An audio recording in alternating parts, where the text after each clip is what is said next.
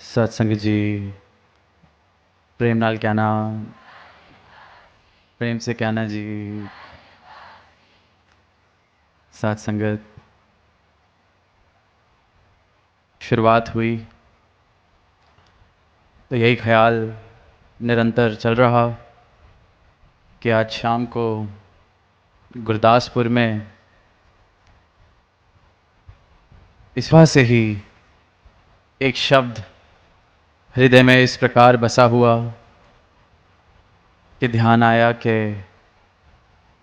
आज सत्संग में इस शब्द पर ही गुरदास, गुरु का दास, सतगुरु का दास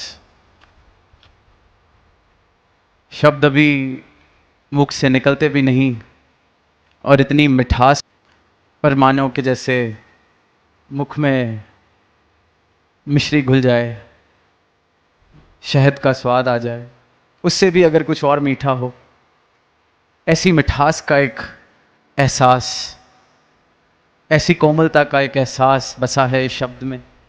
गुरदास, सदगुरु के दास, क्योंकि शब्द की शुरुआत ही गुरु से है, सदगुरु। और सदगुरु का नाम सुनते ही जो भक्त है, सदगुरु के चरणों का ध्यान करते ही भक्त का रोम रोम खिल उठता है। रोम रोम बस इस मूरत के, सदगुरु के साकार मूरत के दर्शन करने के लिए इस प्रकार उतावला हो जाता है। ध्यान सिर्फ गुरु की ओर, क्योंकि रिश्ता बहुत गहरे प्रेम का है। प्रेम वो जो इस शरीर से पार है, रूहों वाला प्रेम जिसे कहा जाता है। तो शुरुआत ही सदगुरु के नाम से, और गुरसिक के लिए तो इससे ऊपर कोई बात ही नहीं, इससे ऊपर कोई सत्ता ही नहीं, इससे ऊपर तो कोई जिक्र ही नहीं। आम सी बात देखते हैं, कोई संसारिक प्रेम में भी हो तो उसको बस मौका चाहिए होता है कि किस प्रकार अपने महबूब का जिक्र हो।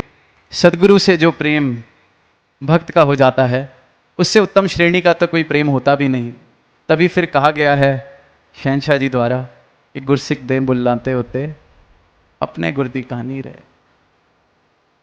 जिक्र के लिए कोई कारण ही नहीं चाहिए।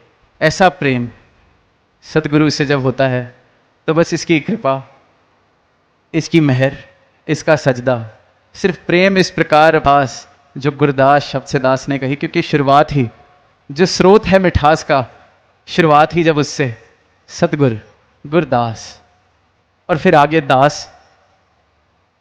दास बन ही वो पाता है जिसने प्रेम की इतनी ऊंची अवस्था प्राप्त कर ली है, जो प्रेम में इस प्रकार डूब चुका है कि वो बचा ही नहीं।